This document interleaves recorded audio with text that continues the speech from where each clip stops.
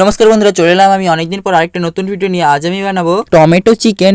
টমেটোর চিকেনটা একটু অন্যভাবেই বানানো হয়, তো এতদিন আমি ভিডিও দিতে পারিনি কারণ আমার একটু অসুবিধা ছিল আর আমি ভিডিও বানাতেও পারিনি অনেক কিছু কারণের জন্য। যদি এই ভিডিওটাতে 50টা লাইক আসে তাহলে আমি এরপর থেকে রেগুলারলি ভিডিও দেবো। প্রথমে তো তোমরা দেখলেই আমি আলুগুলোকে ভেজে নিলাম, তারপরে আলু ভাজার যেই তেলটা ছিল ওই তেলটার মধ্যে চিনি আর শুকনো লঙ্কা দিয়ে তার মধ্যে দিয়ে দিলাম পেঁয়াজ কোচানোটা দিয়ে ভালোভাবে ভাজার পর তারপর আদা বাটা 1 চামচ আর রসুন বাটা 1 চামচ দিয়ে দিলাম। তারপর ভালোভাবে মশলাটাকে কষানোর পর দিয়ে দিলাম জলের মধ্যে গুলে রাখা লঙ্কা গুঁড়ো আর হলুদ গুঁড়ো। ভেজে রাখা আলুটা দিয়ে দিলাম। আলুটা মশলার সাথে হালকাভাবে কষিয়ে তেল ছেড়ে নেওয়ার পর দিয়ে দিলাম চিকেনটা। চিকেনের মধ্যে আমি শুধু লেবু আর লবণ মাখিয়ে রেখেছিলাম। এবার ভালোভাবে এটাকে কষিয়ে নিলাম। কষানোর পর এবার দিয়ে দিলাম টমেটোটা কিন্তু লাস্টে দিতে হবে।